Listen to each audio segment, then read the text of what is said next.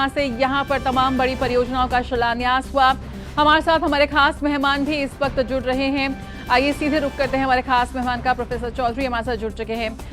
चौधरी साहब, सबसे पहले आपसे यही जानना चाहेंगे, यहाँ पर जिस तेज गति से इस वक्त इंफ्रास्ट्रक्चर का निर्माण हो रहा है भारत में और बेहद state of the art project है ये, उसकी हमने एक झलक देखी।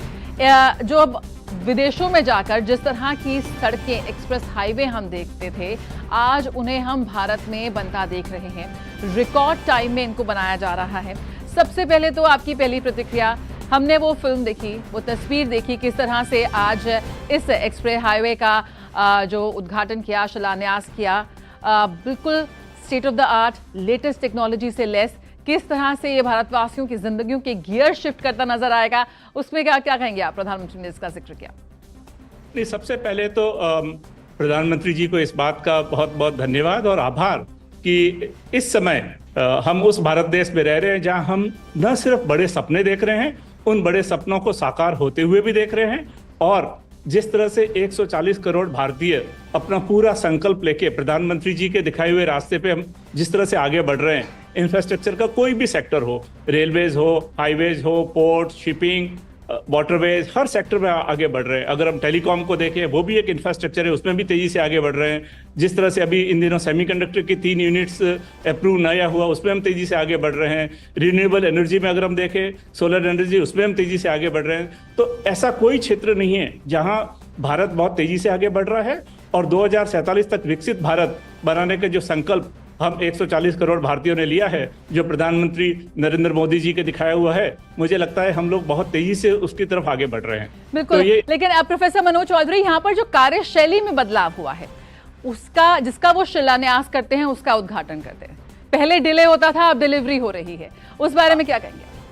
ये तो उन्होंने बहुत ही बता दिया। आज उन्होंने बोला भी कि समस्या और समाधान के बीच में सिर्फ सोच का फर्क होता है। जब ये सोच बदल गई है, जो एक सकारात्मक सोच है कि हमें कुछ कर गुजरना है, तो उसके लिए उन्होंने न सिर्फ सब लोगों को जोश से भरा, बट सबसे इंपॉर्टेंट चीज जो किया पूरे देश के अंदर में, टेक्नोलॉजी इनेबल्ड डेवलपमेंट। तो हर चीज में, अगर इंफ्रास्ट्रक्चर में हम देखें तो पीएम गति शक्ति नेशनल मास्टर प्लान जो अक्टूबर 2021 में लॉन्च उन्होंने किया, जिसके थ्रू सारे इंफ्रास्ट्रक्चर डेवलपमेंट को एक टेक्नोलॉजी इनेबलमेंट के थ्रू किया, ताकि उससे शेड्यूल में होने वाले डिलेज को कंट्रोल कर सकें, कॉस्ट में होने वाले जो ओवररन्स होते हैं, जो कॉस्ट बढ़ जाती है, उसको हम कंट्रोल कर सकें। अगर हम डिजिटल भारत देखें, अगर हम यूपीआई पेमेंट देखें, हर जगह टेक्नोलॉजी को लेके भारत जिस तेजी से आगे बढ़ा है। जैसे हम 5G भी देखें, कितना तेजी से भारत में 5G डिप्लॉयमेंट हुआ, उतना दुनिया में किसी और देश में नहीं हुआ। तो सबसे महत्वपूर्ण बात यह भी है, न सिर्फ मजबूत इरादे हैं, मजबूत सोच है, पर काम करने के तरीके भी आधुनिक, उसमें इनोवेटिव अप्रोच है और उसके अंदर में हर समय कुछ कर गुजरने की, कुछ नया करने की, और हर तरीके से कि हम किस तरह कम से कम समय में ज्यादा से ज्यादा चीज को अचीव कर सकें। बिल्कुल, 100 लाख करोड़ के ढांचागत विकास का यहाँ पर लक्ष्य रखा गया है। ये सिर्फ एक्सप्रेस हाईवे नहीं है, ये सिर्फ सड़कें नहीं हैं, रोजगार के नए अवसर, किस तरह से आज जिसका प्रधानमंत्री ने जिक्र किया कि जिस इलाके में पहले कोई आना नहीं चाहता था, आज विश्व की बड़ी कंपनियां यहां मौजूद हैं। किस तरह से उसको देखते हैं, कैसे ये देश को एक रफ्तार दे रहा है? जिस तरह से आधारभूत ढांचे का, इंफ्रास्ट्रक्चर का विकास हो रहा है, अगर रेलवे में भी अगर हम देखें, जैसे रेलवे का ही एग्जाम्पल लें, तो अब हर साल करीबन 5000 किलोमीटर नई ट्रैक लेंथ बिछ रही है। इस समय डेडिकेटेड फ्रेट कॉरिडोर्स बन रहे हैं, जैसे eastern dedicated freight corridor complete हो चुका, वेस्टर्न डेडिकेटेड फ्रेट कॉरिडोर प्रधानमंत्री जी उसको देखेंगे। तो अगर हम देखें इन सब से क्या होता है, अभी इस बजट में भी हम देखें तो इसमें इकोनॉमिक 3 नए कॉरिडोर जो प्लान किए गए हैं, जिसमें एनर्जी, मिनरल, सीमेंट के लिए हो। तो इन सब चीज से क्या होता है, कोई भी सामान एक जगह से दूसरी जगह जब पहुंचाया जाता है तो जल्दी पहुंचता है, सुगमता से पहुंचता है और सस्ते में पहुंचता है। तो जब कोई भी चीज कि ट्रांसपोर्टेशन कॉस्ट को हम कम करते हैं, तो उसके कारण हमारे होने वाली डोमेस्टिक प्राइसेस है वो कम होती है, और जो चीज़ हम एक्सपोर्ट करना चाहते हैं उसके अंदर में हमारे एक्सपोर्ट कम्पिटिटिवनेस आता है, क्योंकि सामान जहां बनता है वहां से समुद्री मार्ग के जरिए अगर उसको बाहर ले जाना है तो पोर्ट तक ले जाने में, जैसे रेल सागर योजना हो, तो उस तरह से अगर हम देखें तो रेलवे के अंदर में बहुत विकास हो रहा है। हाईवे के बारे में आज आपने जैसे प्रधानमंत्री जी से सुना कि पहले हम 2014 तक करीबन 12 किलोमीटर प्रतिदिन करते थे, आज करीबन हम 30 किलोमीटर प्रतिदिन तक पहुंच चुके हैं। सिर्फ और सिर्फ 10 साल के अंदर में अभी हम 1,46,000 किलोमीटर करीबन नेशनल हाईवे हमारा लेंथ है। तो उसके कारण जो हाईवे का बिछा हुआ जाल है, लोग सुगमता से एक जगह से दूसरी जगह आ सकते हैं और उसी तरह सामान भी बहुत आसानी से पहुंच सकता है। उसी तरह से देखें तो भारत में एयरपोर्ट्स जो 74 हुआ करते थे 2014 तक, करीब करीब डबल हो चुके हैं। अगर अब देखें भारत की ब्लू इकोनॉमी में मैरीटाइम विजन, जिस तरह से हमारे पोर्ट्स का मॉडर्नाइजेशन हो रहा है, हर जगह हम देखेंगे इंफ्रास्ट्रक्चर का विकास और उसके साथ में टेक्नोलॉजी रिलेटेड डेवलपमेंट। उससे भारत का जो भी इंफ्रास्ट्रक्चर बन रहा है वो आगे आने वाले तक कई सालों के लिए, कई दशकों के लिए एक तरह का मॉडर्न इंफ्रास्ट्रक्चर जिसको दुनिया देखे। तो मेरा ये मानना है कि ये दोनों चीजें बहुत ही इंपॉर्टेंट है। बिल्कुल, यहाँ पर मल्टी मॉडल सिस्टम पर काम हो रहा है। साथ ही एक और बात यहाँ पर जिक्र करना चाहेंगे, जो state of the art project का यहाँ पर जिक्र किया, और यहाँ पर पर्यावरण संरक्षण को देखकर भी एक बड़ी महत्वपूर्ण पहल की गई है इस प्रोजेक्ट में। जैसे कि जानकारी मिली और नितिन गडकरी ने यहाँ पर जानकारी दी कि गाजीपुर के टनों कचरे को यहाँ पर सड़क निर्माण में इस्तेमाल किया गया है। यानी कि यहाँ पर पर्यावरण को ध्यान में रखकर विकास की गति के साथ आगे बढ़ रहा है, लेकिन पर्यावरण संरक्षण को ध्यान में रखते हुए भी पूरे विश्व के सामने एक बहुत ही महत्वाकांक्षी गोल यहाँ पर स्थापित सेट कर रहा है भारत की ओर से। उसे किस तरह से देखते हैं कि यहाँ पर वैश्विक मंच पर जिस तरह की प्रधानमंत्री ने वादे किए हैं, जिस तरह की बात और लक्ष्य रखा है यहाँ पर एनवायरमेंट फ्रेंडली इको जो बनाने का और जो पर्यावरण संरक्षण को लेकर, उसमें भी खरा उतरता नजर आ रहा है भारत सारे देशों के बीच में वो देश है जिसने सबसे पहले यूनाइटेड नेशंस के नेट जीरो वाले टारगेट को अपनाने की बात कही। हम वेस्ट टू वेल्थ आज जो बात कर रहे हैं, कचरे को किस तरह से इस्तेमाल कर रहे हैं। उसके अलावा ऑनरेबल मिनिस्टर गडकरी जी ने जैसे बताया कि एडवांस्ड ट्रैफिक मैनेजमेंट सिस्टम हम द्वारका एक्सप्रेस पे लगाएंगे, जिसमें ट्रैफिक कंजेशन भी कम हो और गाड़ियां तेज गति से आगे बढ़ चले। जब ऐसे आगे बढ़ेंगी तो पर्यावरण पे होने वाला असर, प्रदूषण भी कम होगा। इसी तरीके से अगर हम रेलवे में भी देखें तो किस तरह से सारा 100% इलेक्ट्रिफिकेशन के बिल्कुल हम करीब पहुंच चुके हैं, ऑलमोस्ट हो चुका है। ग्रीन हाइड्रोजन ट्रेन हम कर रहे हैं, इलेक्ट्रिक व्हीकल्स के ऊपर हम फोकस बढ़ा रहे हैं। जिस तरह से हम देखें, सिर्फ एक सेक्टर ही नहीं, कई सारे सेक्टर्स में सोलर एनर्जी को रूफटॉप सोलर प्रोजेक्ट के थ्रू अभी हम पुश कर रहे हैं। तो अगर हम देखें सारे सेक्टर्स में भारत न सिर्फ विकास कर रहा है, परंतु पर्यावरण के प्रति एक जो समावेशी रूप, एक जो होना चाहिए, एक जो दृष्टिकोण होना चाहिए, तो भारत वो काम करके भी दिखा रहा है कि किस तरह से विकास और पर्यावरण दोनों एक दूसरे से अलग अलग नहीं बल्कि जुड़े हुए विषय हैं। हम सिर्फ अपनी पीढ़ी के लिए ना काम करें, बल्कि आगे आने वाली पीढ़ी के लिए भी क्या विश्व छोड़ के जाएंगे। भारत एक तरह से एक उदाहरण बन चुका है पूरे विश्व में। बिल्कुल। साथ ही प्रोफेसर साहब, जिस तरह से फिजिकल और डिजिटल इंफ्रास्ट्रक्चर पर काम हो रहा है, विभिन्न सेक्टर्स में काम हो रहा है, लेकिन सब कुछ इंटीग्रेटेड है। यहाँ पर कोई भी आइसोलेशन में काम नहीं हो रहा है, विभिन्न सेक्टर्स को एक साथ जोड़कर यहाँ पर काम करते दिख रहे हैं। तो आप देख सकते हैं कि कितना समन्वय यहाँ पर नजर आ रहा है। फाइलों में या रेड टेपिज्म में कुछ अटकने की बात जो पहले आती थी, अब वो सब खबरें हो गई हैं। अब यहाँ पर जिस बात की शुरुआत होती है, जिस प्रोजेक्ट की शुरुआत होती है, तमाम जगहों से वहां उसकी नेसेसरी परमिशंस लेकर उसको अमली जामा पहनाते हुए जमीन पर उतारा जाता है। बिल्कुल, समन्वय, सामंजस्य और समग्र विकास इस सरकार का सबसे महत्वपूर्ण तरीका है। उसी तरीके से जैसे हम देखें सामाजिक रूप से भी जिस तरह से सरकार ने पहल किया है, जिस तरह से गरीब, युवा, अन्नदाता, नारी शक्ति सभी को मिलकर जिस तरह से आगे बढ़ रहे हैं, ये सरकार का एक प्रतिबिंब दिखाता है कि किस तरह से हम सबको साथ लेके इंक्लूसिव डेवलपमेंट भी करें, सस्टेनेबल डेवलपमेंट भी करें। एक भारत को एक ऐसा मॉडर्न नेशन बनाए जो सिर्फ इकोनॉमी के बेस पे ही मॉडर्न ना हो, बल्कि हैप्पीनेस के बेस पे भी मॉडर्न हो, और हम किस तरह भारत के सारे 140 करोड़ भारतीयों की आकांक्षाओं को पूरा कर सके। तो ये तो हर एक कदम में दिखता है जी। साथ ही चौधरी साहब, यहाँ पर हम भविष्य की चुनौतियों की बात कर रहे हैं। इस वक्त जो दिल्ली का ट्रैफिक है वो सुर्खियों में बनता है और आने वाले समय में ये ट्रैफिक बढ़ने वाला है। उसको ध्यान में रखते हुए आज हम जो कनेक्टिविटी की बात हो रही है, सबसे ज्यादा जोर शुरुआत से ही प्रधानमंत्री का कनेक्टिविटी पर रहा है। कश्मीर से लेकर कन्याकुमारी तक या गुजरात से लेकर पूर्वोत्तर भारत तक हम जिस तरह से सड़कों का जाल बिछाया गया है, एक्सप्रेस एक्सप्रेस हाईवेज का जाल बिछाया गया, वो कनेक्टिविटी की हम एक झलक यहाँ पर देख रहे हैं। और इस बात का भी ध्यान में रखा जा रहा है कि कैसे आने वाले वर्षों में जो आबादी की चुनौतियां होंगी, बढ़ती आबादी की, उसको ध्यान में रखकर भी जिस तरह से इंफ्रास्ट्रक्चर का निर्माण हो रहा है, कैसे आप देखते हैं यहाँ पर जो युवा भारत है उसकी भागीदारी भी इसमें दिख रही है?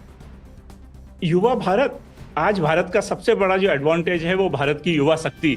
भारत के अंदर में अगर जब हर जगह पूरी दुनिया में बात करते हैं कि इस समय सबसे ज्यादा भारत में, पूरे दुनिया में सबसे ज्यादा युवा भारत में है, तो युवा शक्ति का सबसे महत्वपूर्ण योगदान विकसित भारत में इसलिए भी होने वाला है कि अगले 25 साल दुनिया के अंदर में इतने युवा, इतने स्किल्ड युवा वर्कफोर्स में एंटर करके इकोनॉमी को एक तेजी से गति देने वाले, जीडीपी को बढ़ाने के लिए सबसे महत्वपूर्ण योगदान देने वाले युवा शक्ति, तो उसका तो सबसे महत्वपूर्ण योगदान है। और जिस तरह से हम लोग शहरों के अंदर भी नई नई परियोजनाओं को बना रहे हैं, जैसा कि आपने बताया, कनेक्टिविटी में सबसे इंपॉर्टेंट चीज होती है लास्ट माइल कनेक्टिविटी। हम अच्छे से अच्छे मेट्रो स्टेशन जो पहले 3-4 सिटीज में थे, अब किस तरह से 21 सिटीज में पहुंच चुके हैं। तो मेट्रो स्टेशन से हमारे घर तक पहुंचने के लिए लास्ट माइल कनेक्टिविटी हम किस तरह से इंप्रूव कर सकें, किस तरह से हम उसको भी इलेक्ट्रीफाइड चीजें इस्तेमाल कर सकें जिससे पर्यावरण पे, तो हमारे युवा पर्यावरण के प्रति बहुत ज्यादा जागरूक भी है। और एक और चीज आपने देखी होगी कि भारत में 1 लाख अगर स्टार्टअप्स हैं तो वो स्टार्टअप्स करने वाले ज्यादा से ज्यादा लोग युवा ही है। तो युवा शक्ति ही भारत की सबसे बड़ी क्षमता है, युवा शक्ति ही भारत की सबसे ज्यादा स्ट्रेंथ है। तो मुझे पूरा विश्वास है कि जिस तरह से हम skill India, make in India, आत्मनिर्भर भारत, डिजिटल इंडिया, सारे कदमों को लेके आगे बढ़ रहे हैं, तो और भारत में रोजगार की अपार संभावनाएं, नए इंफ्रास्ट्रक्चर के डेवलपमेंट होने के नाते, नई टेक्नोलॉजीज के आने के नाते भारत सेमीकंडक्टर नेशन बने, भारत वर्ल्ड का टेलीकॉम नेशन बन चुका है। तो इस तरह से हम किस तरह से आगे बढ़ रहे हैं युवाओं के लिए मुझे अपार संभावनाएं लगती है। और हम स्किल डेवलपमेंट के अंदर में भी हम लोग किस तरह से रेगुलर एजुकेशन प्रोग्राम का बढ़ावा दें, हम किस तरह से ऑनलाइन और हाइब्रिड एजुकेशन को बढ़ावा दें, ताकि जो लोग फील्ड में अभी काम भी कर रहे हैं उनकी स्किल्स को हम टेक्नोलॉजी के साथ में किस तरह से अपग्रेड कर सकें। तो जैसा कि प्रधानमंत्री जी हमेशा एक संदेश देते हैं, he is actually one leader, as you know, who always inspires us to do more, think more, dream more. बिल्कुल, हम देख रहे हैं कि कैसे आज इकोनॉमी के साथ इकोलॉजी को भी ध्यान में रखा जा रहा है। प्रोफेसर मनोज चौधरी, यहाँ पर हम भारत के 4 स्तंभों की बात करते हैं, महिलाओं का विकास, हमारे युवाओं का विकास, साथ साथ जिस तरह से हम ये एक्सप्रेस हाईवे की लगातार हम तस्वीरें देख रहे हैं, ये सड़कें विकास की गाथा कहती हैं। आज हमारा जो किसान है, कश्मीर का किसान, अपना उत्पाद लेकर देश के कोने कोने में जा रहा है आज इन सड़कों के माध्यम से। किस तरह से आप देखते हैं कि हमारे समाज के विभिन्न वर्गों का जो ये व्यक्ति निर्माण का जिस तरह से विकास हो रहा है, उसको ध्यान में रखते हुए जो विभिन्न योजनाएं हैं आज सिर्फ सरकारी कागजों पर नहीं है, बल्कि असल में वो एक आम आदमी के जीवन में, पंक्ति में खड़े आखिरी व्यक्ति के जीवन में एक बड़ा बदलाव ला रही है। बिल्कुल, अगर हम देखें प्रधानमंत्री आवास योजना, अगर आप देखें प्रधानमंत्री उज्ज्वला योजना, अगर हम नारी शक्ति के लिए देखें, अगर हम स्किल इंडिया मिशंस देखें युवा शक्ति के लिए, तो जिस तरह से हम अलग अलग वर्ग के लिए, जिस तरह से कोविड के दौरान और उसके बाद में भी किस तरह से जो गरीब लोगों को भोजन की व्यवस्था कंटिन्यूसली करी जा रही है, करी गई है, तो वो अब देखें तो ये समाज के सारे वर्ग को, जो मोदी जी का हमेशा से रहा है, प्रधानमंत्री जी का, कि सबका साथ, सबका विकास, सबका प्रयास, सबका विश्वास, तो ये एक जो भावना है वो हर चीज के अंदर में दिखती है। तो इसीलिए पूरे देश का युवा, अन्नदाता, नारी शक्ति और गरीब, सारे लोग, हर एक किसी को लगता है हमारे लिए आवास के लिए अच्छा काम हुआ, हमारे घर के अंदर में रोशनी के लिए अच्छा काम हुआ, हमारे गैस सिलेंडर के थ्रू हमें रोज घर में होने वाले धुएं से मुक्ति मिली, हमारे किस तरह से सार्वजनिक टॉयलेट्स बनाए गए हर एक गांव के अंदर में। अगर हम देखें तो चारों तरफ से ये जो चतुर्मुखी विकास हुआ है, ये हर किसी के सामने है, हर कोई उसको महसूस कर सकता है। इंसान जब किसी चीज को महसूस करता है, जब अपने चारों तरफ देखता है, तब उसको अपने आप को उस विकास का केंद्र बिंदु के रूप में पाता है। और वो मुझे लगता है आज भारत का हर मानवी अपने आप को पा रहा है कि पिछले 10 वर्षों में किस तरह की प्रगति भारत को देखने को मिली। बिल्कुल, और यहाँ पर चौधरी साहब, ये जो प्रगति है वो सिर्फ भारतवासी ही नहीं देख रहे, पूरा विश्व भारत के इस बदलते रूप को देख रहा है। आज जो वैश्विक एजेंसियां हैं उनका विश्वास बढ़ गया है भारत पे। यहाँ पर आज निवेश जो है भारत में वो बढ़ता नजर आ रहा है। किस तरह से आप देखते हैं भारत के प्रति इस बढ़ते विश्वास को, कैसे आज पूरे विश्व में भारत एक सॉल्यूशन प्रोवाइडर के रूप में उभर रहा है? भारत निश्चित रूप से तीसरी अर्थव्यवस्था तो बहुत जल्दी 2027-28 से पहले ही बन जाएगा। उसके अलावा अर्थव्यवस्था के रूप में भारत के बढ़ते आकार को देखते हुए आप दुनिया की सारी बड़ी कंट्रीज G20 के दौरान जब भारत ने उसका नेतृत्व किया तो सारे देशों का भारत के प्रति क्या रुझान रहा, भारत को कितने आदर और सम्मान के साथ देखा गया, ये हम सब लोगों के सामने है। भले अमेरिका हो, भले यूके हो, भले ऑस्ट्रेलिया हो, भले क्वाड फॉर्मेशन में हमारा रूल हो, हमारा किस तरह का जो है सम्मान है, विभिन्न G20 के अंदर में भारत का किस तरह से भारत ने अफ्रीका यूनियन को मिला के G21 की तरह बनाया, ताकि भारत ने दिखाया कि किस तरह से वो समावेशी सोच में विश्वास रखता है, एक इंक्लूसिव ग्रोथ में विश्वास रखता है। तो अगर टेक्नोलॉजी के रूप में देखें तो भारत बहुत सारी टेक्नोलॉजी पहले आयात करता था, इंपोर्ट करता था। अब भारत ने अपने इलेक्ट्रॉनिक मैन्युफैक्चरिंग को, सेमीकंडक्टर मैन्युफैक्चरिंग को, ऑटोमोटिव मैन्युफैक्चरिंग को, हर सेक्टर में भारत ने बहुत तेजी से बढ़ाया। डिफेंस मैन्युफैक्चरिंग को हर सेक्टर के अंदर में आप देखें, और भारत का अंतरिक्ष प्रोग्राम, स्पेस प्रोग्राम तो अपने आप में दुनिया के लिए एक मिसाल बन गया है। हम सिर्फ अपने लिए नहीं, पूरी दुनिया के बहुत सारे देशों के लिए भी उपग्रह को स्पेस के अंदर में लॉन्च करते हैं। तो इस तरह से अगर हम देखें तो भारत साइंस एंड टेक्नोलॉजी में प्रोग्रेस के जरिए, अभी रिसेंट आपने रिपोर्ट भी देखी होगी कि किस तरह से पेटेंट जो भारत में फाइल किए जाते रहे, जो जिसको हम बौद्धिक संपदा कहते हैं, इंटेलेक्चुअल प्रॉपर्टी, उसके अंदर में भारत कितना तेजी से आगे बढ़ रहा है।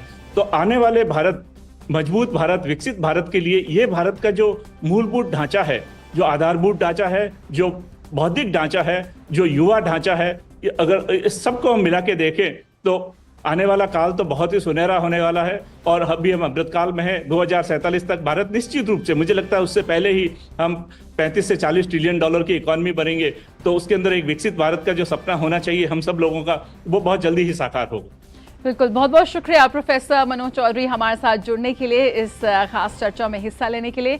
तो प्रधानमंत्री किया आज गुरुग्राम दौरा और हमने देखा किस तरह से उन्होंने करोड़ों की